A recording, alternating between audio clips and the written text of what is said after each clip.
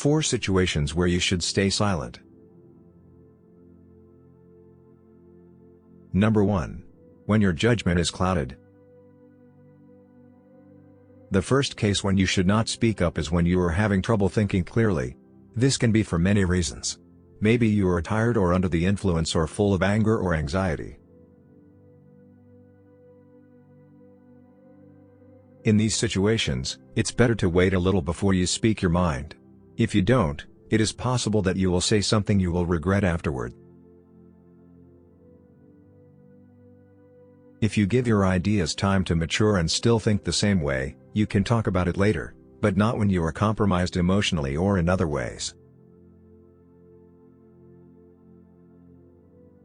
Number 2.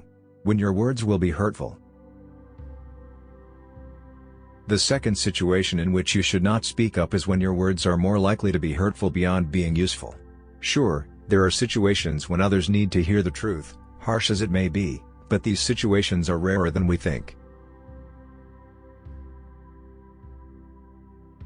Consider whether the words you want to speak are going to be useful or if you are acting to hurt the other person.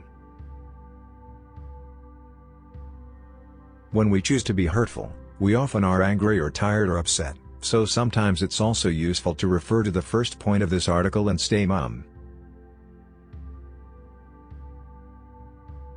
Number 3. When your opinion doesn't matter. The next situation when you should not speak up is when your opinion is irrelevant. It's never easy to admit and accept it, however, it's very important, even if our ego doesn't agree.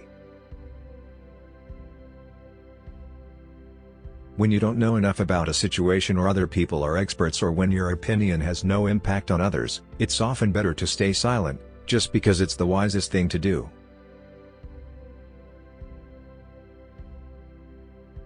Silence is the best answer to someone who doesn't value your words. Number 4.